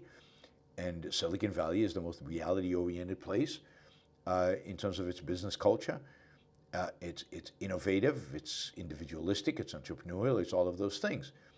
At the same time, there is definitely an impact, an influence of Plato, if only the influence is that certain people in Silicon Valley, very successful people in Silicon Valley, have the mentality that they are uniquely qualified to run other people's lives, and they're uniquely qualified to fix things for other people. And I think there is a certain tendency towards a philosophy king mentality. I've been talking about this for about a decade. So it's a mixture. They think they're laissez-faire, or a little bit of market-oriented, let's not exaggerate with laissez-faire. But they also think they're the smartest guys in the room and they can fix everything. And that, they lean towards central planning because of that. So like most of the world, like most people, Silicon Valley is confused, mixed up, and compartmentalized, and has a little bit of both Aristotle and Plato, alive and well. Michael. Will Israel defy Trump and attack Iran? As timid as Bibi is, he must feel embarrassed for October 7th. If Iran looks like it could seriously strike Israel with nuclear weapons, will Bibi give the orders to preemptive strike? Well, I mean, Iran doesn't have nuclear weapons yet, and the question is, will Bibi strike now? I don't think he'll strike as long as Trump is negotiating with the Iranians. I don't think Trump will let him. I don't think he's got a green light from Trump.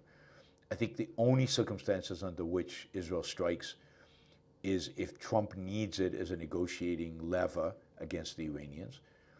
If Israel does strike, I doubt that the strike will be that meaningful. I doubt that the strike will take out the most difficult nuclear facilities the Iranians have, the ones where they enrich in uranium, because those are deep in the ground, and it would be very, very, very difficult and costly for Israel to take them out. And I'm not sure they can without American help, and I don't think Trump is ready to help them. So I do not think Israel will defy Trump. They will only do it if Trump gives a green light, and Trump will only give a green light if he thinks it will play well in his negotiations with Iran. And I don't see it happening anytime soon, even though there are rumors that Israel is preparing to strike any day now. I don't actually think it'll happen. Michael, Trump and MAGA use the word genocide when it comes to white South Africans, just like the left uses genocide with Palestinians. It's a complete fabrication, and it's an insult to the victims of actual genocides. Yes, there's no genocide in South Africa. There is violence. South Africa is one of the most violent societies, one of the most violent countries in the world. And there's no question, a lot of that violence is targeted towards whites, and particularly white farmers, because they've been demonized by certain political actors, but also because they're easy prey. They typically live out in the wilderness, alone, far away from the police. They can't call for help. And it's easy for a gang to take over a farm and to kill its residents and to do some things like that. So this is an issue primarily of crime and not of organized genocide, although there are people within South African politics who are advocates of genocide against the whites, but they're not the ones in power, and there's no actual genocide going on. And again, I have family in South Africa who tend to be white and who are not suffering from this genocide. Clark, are Catholics a more powerful force for evil in the West than Protestants because Catholics are more explicitly altruistic or more intellectual? there is a Protestant work ethic which seems slightly more egoistic. So I think Catholics right now are a more powerful force for evil, primarily because they're more intellectual. And if we believe ideas and intellectual shape history and shape the future, then the Catholics are more likely to shape the future than the Protestants, which is a much more emotionalistic religion. I don't think the Protestant worth ethic is egoistic. The Protestant worth ethic is based on the fact that by expressing yourself through hard work, even hard work to the point of suffering and sacrifice, you are preparing yourself for heaven. So it's not hard work as a manifestation of your purpose. It's not hard work as self-expression or self-realization. It's hard work for the purpose of showing God your virtues so that you can make it into heaven. And that is a very bad motivation. But I just think evangelicals are the masses. But the masses need to be led by intellectuals, and the intellectuals are mostly, not overwhelmingly, but mostly Catholics. And they are the more radicals among the religious right are the Catholic intellectuals. PB, what is the essential difference between Bernie Sanders flying on a private jet and owning 3 houses and Ayn Rand collecting Social Security? Thank you for all you do. That Bernie Sanders explicitly condemns wealth. He explicitly condemns people who fly around in private jets. I've seen him condemn CEOs for flying around in private jets, and yet he does it. Ayn Rand does not condemn anybody for taking Social Security. Ayn Rand condemns the existence of Social Security. Ayn Rand condemns the existence of Medicare. But she's paid into it. There's no hypocrisy there.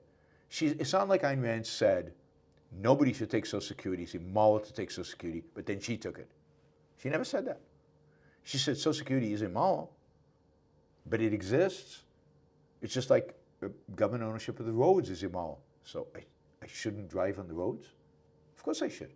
I pay my tax. I pay taxes. I paid for those roads, and there's no other way for me in a world in which government owns all the roads to move from point A to point B. I'm not going to sacrifice my life for the sake of what? Not a principle. So no, Ayn Rand, again, didn't condemn taking Social Security. She condemned Social Security.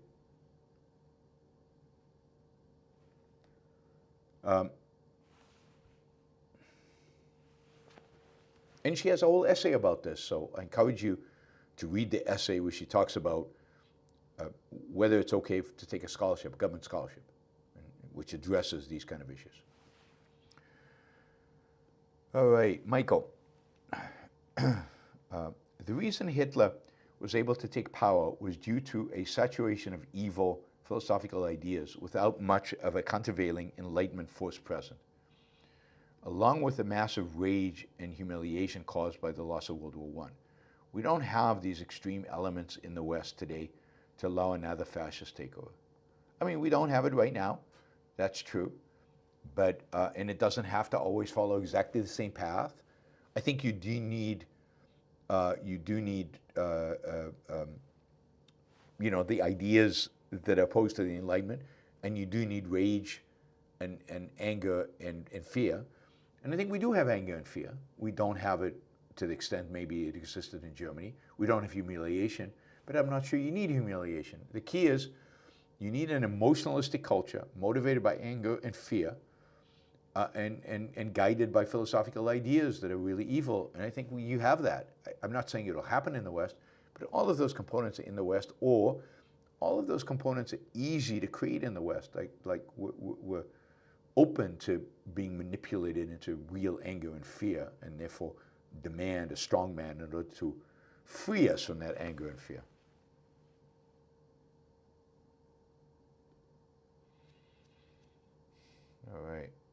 All right, still a lot of questions, okay.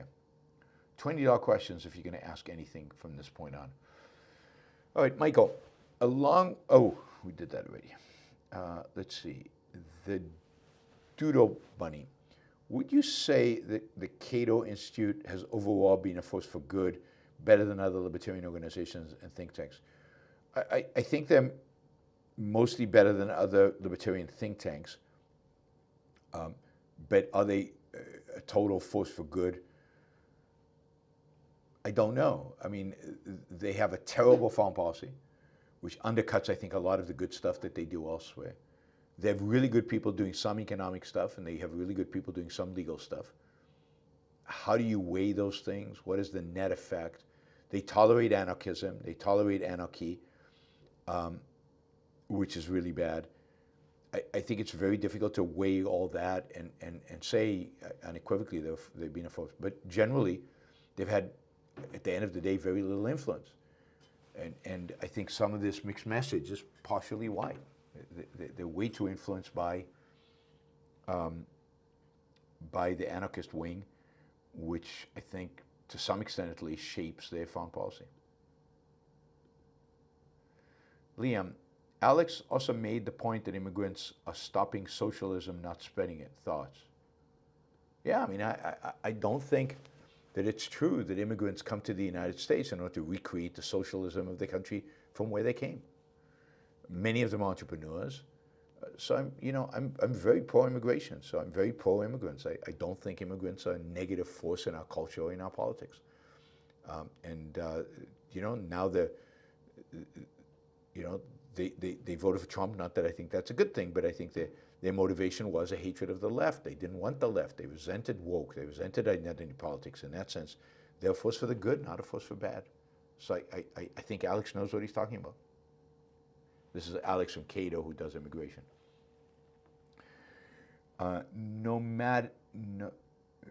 Normative Randwood. Have you seen the new Jordan Peterson versus 20 atheist videos? Have you discussed religion with Peterson? Plans to dissect his comments from the video. I haven't seen the video yet. I think I saw one segment, but it doesn't surprise me. I mean, he's bad. What I have a lot of respect for and is the ability of some of these young people to stand up to him and to try to refute him. I think the one clip I saw was quite good in the sense that he wasn't going to back down, even though it's Jordan Peterson, and Jordan Peterson can be intimidated, and Jordan can be intimidating. And I think Jordan Peterson tried to a little bit to intimidate and not answer the young man's questions. I was quite positively impressed by how he stuck to his guns and really pushed on it. I want to watch it. I will watch it. I think it's interesting. I've never discussed religion with Peterson. I've only met him once, if he ever invites me on his show to do a podcast, religion will probably come up and we'll discuss it. But that hasn't happened yet and might never happen. And do I plan to dissect his comments from the video? Maybe, but if I do it, it will be when I get home. I don't have really the equipment and the ability to do it on the road. So I would do it when I get home.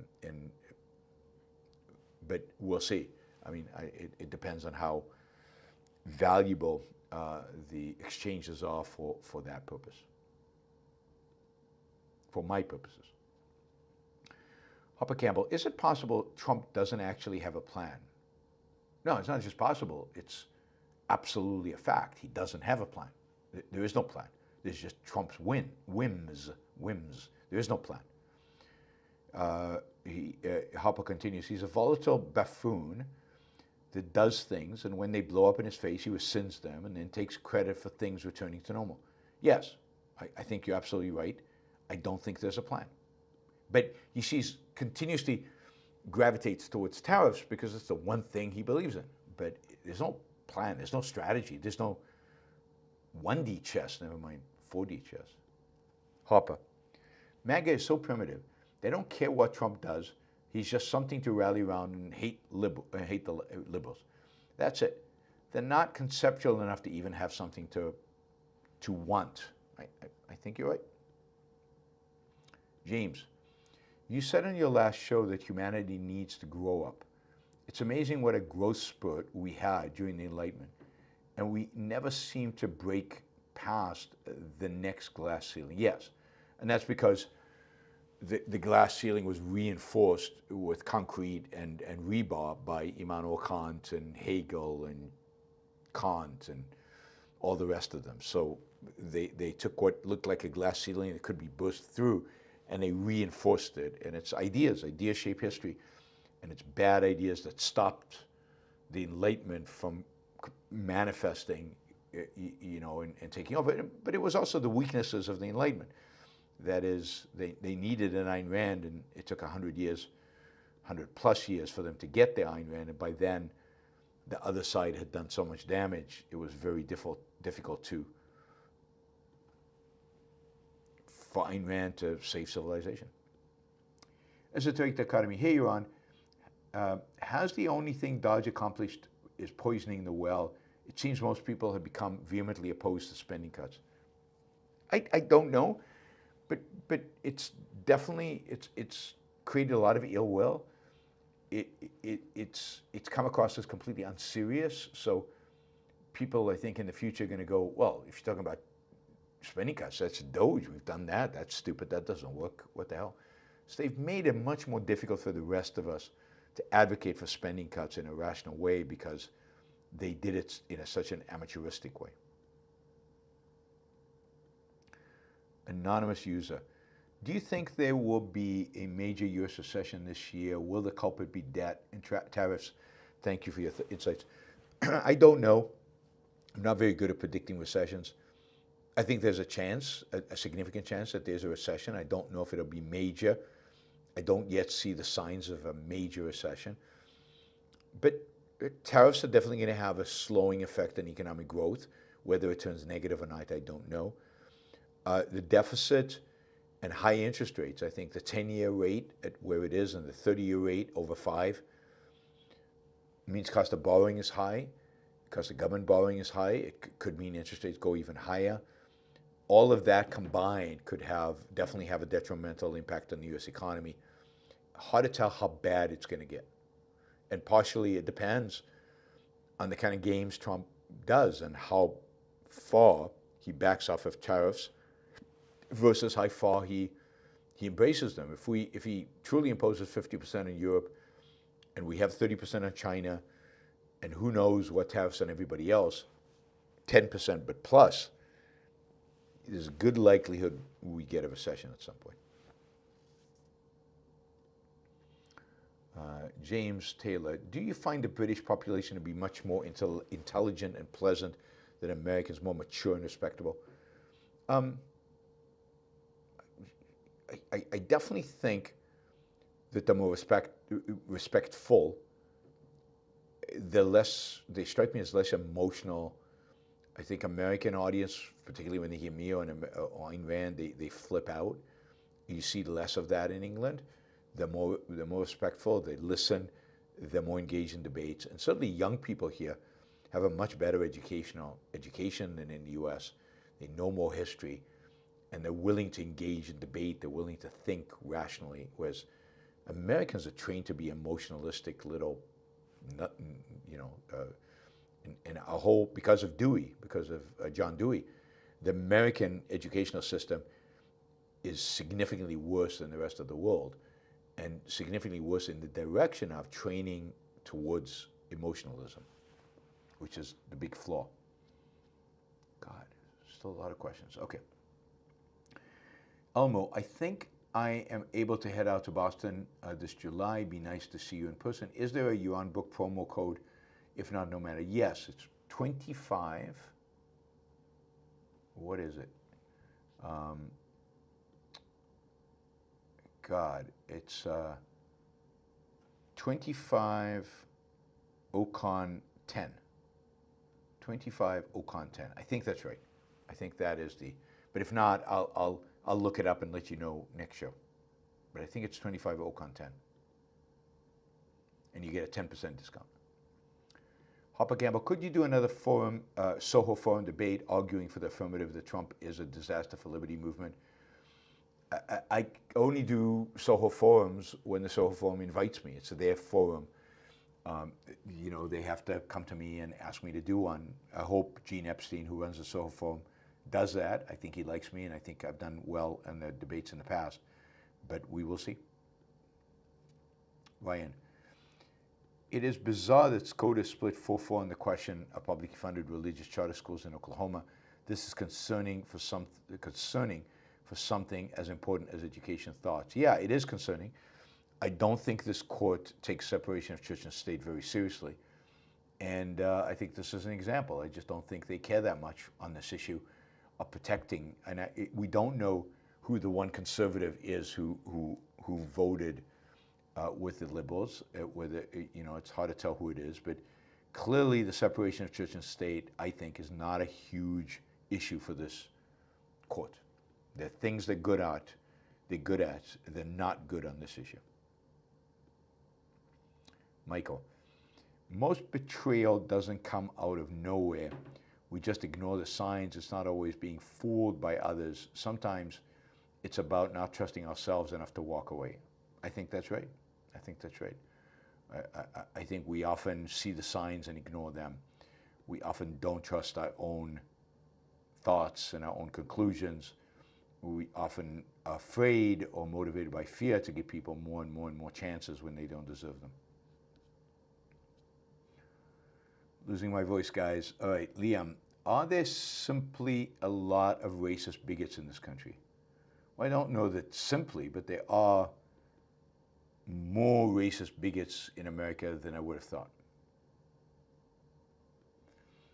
Liam says, once people shift into that world of magical thinking, you can't reach them through rational argument. I think that's right. I think it's very, very difficult for people to come back from being racist. It's so irrational. Now, somebody like Richard Hanania has to some extent, so it obviously can be done, but it's one of the more irrational views that are, you embrace that level of irrationality, it's hard.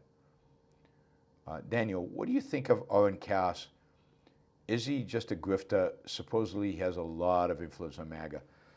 Well, I don't know if he's a grifter, but he identified very early on that there was an opportunity, this would make him a grifter, an opportunity to become influential and to make money and to be prominent as a think tank that served MAGA, that gave MAGA intellectual, quote, credibility. And I think he jumped into that world very early on, and he was one of the first to create kind of a MAGA think tank, and I think he's done well. I think he's horrible. I don't like him at all. I think he's economically ignorant, but he's politically astute, and he figured out what would sell and how to do it, and he's done well for himself as a consequence. But I think as a thinker, he's about as bad as it gets. And MAGA deserves him, and he deserves MAGA. Equal to reality, it was great to see you in York. It was great to see you live. Thank you. I really appreciate that. Equal to reality. Michael, is rudeness a weak man's imitation of strength? Yeah, I think it is. Or is it just misery they can't contain? I think it's both. And it could be, I was rude to somebody at the festival. This guy was just pestering me and yelling and talking nonsense, and I was rude to him, and somebody afterwards came up to me and said, why were you rude to him? It didn't look good or whatever. And I said, look, it was the only way to shut him up. And he deserved everything I said about him. It's a strategy you have to take sometimes in shutting somebody up. But for the most part, rudeness is either a weak man imitating strength or somebody who's just miserable who can't keep it in. So I think both of those explanations are valid depending on the circumstance. Clark, how do you contain a demanding narcissistic maniac with no self-awareness? I think you speak up against him and encourage the people he might care about their opinion, like CEOs of companies, to speak up and try to restrain him. But that's all you can do. All right. Michael, are Trump's people worried about causing a full-blown recession or getting crushed in the midterms? Was Liberation Day the most radical they're going to be? I think they definitely are worried about both, about a full-blown recession and about being crushed in the midterms. But I don't think they matter. I think only Trump matters. And it was Liberation Day the most radical that he's going to be? I don't know. I don't know. It's impossible to predict him. And the people around him are yes men. So they are not people who shape their agenda. They're people who allow him to shape the agenda and then go out and become mouthpieces for him. Michael, Peter Schiff pointed out that the absurdity of Trump increasing tariffs while demanding that Walmart and others not raise prices. The whole point of tariffs is to raise prices, literally, by definition. Yes, it's a tax that raises prices. If prices don't go up, there's no reshoring. Right? The only reason there's reshoring is because demand drops and you have to come to the United States in order to get your demand back up. So all of his excuses and explanations for tariffs, all are self-contradictory. They all contradict each other. You can't have your cake and eat it too, and he's certainly trying with tariffs. The whole administration is. Michael, a lot of leftists I speak with tell me they think Rand is smart. They don't deeply understand many concepts she conveys, but they know something's there. I'm still an optimist.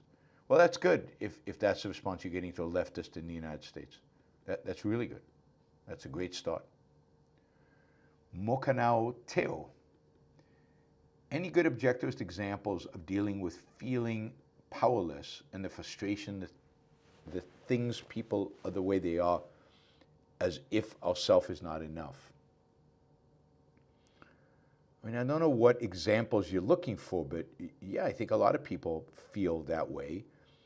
And this is where you've got to remind yourself to be selfish, in the sense that you've got to remind yourself that what matters is your life, and there are lots of opportunities to make your life better. There are lots of opportunities to live a good life.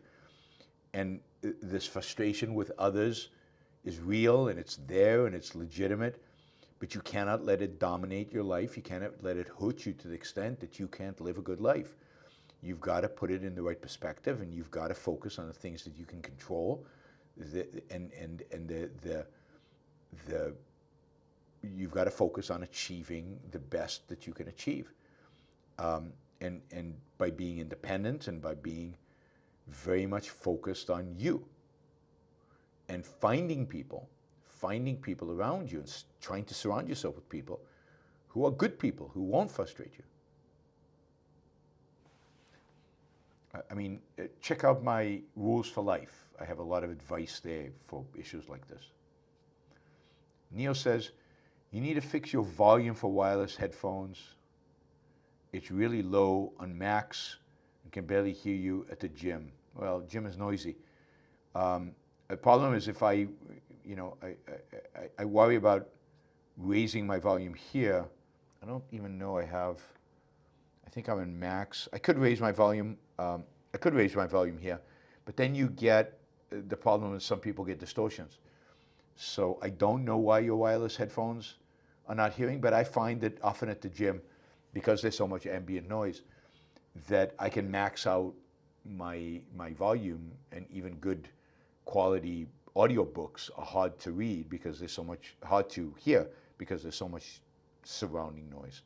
It's very hard to get it right where you're not getting distortion because you're upping the volume so much, but you're also satisfying everybody's need to hear the show wherever they happen to be. It's a tough challenge. All right, everybody. I'm going to go to sleep. I catch a flight tomorrow. I make it to Israel. Tomorrow, no show because I'm traveling all day. I'm hoping that Wednesday, Thursday, Friday, Saturday, Sunday, there will be shows. Probably no show Monday, probably no show Tuesday. But who knows? Maybe. But certainly those days, Wednesday, Thursday, Friday, Saturday, Sunday, I'm hoping we'll have shows. I will see you guys tomorrow. Not tomorrow, Wednesday. Hope you enjoyed the show. Don't forget Patreon. Become a monthly supporter.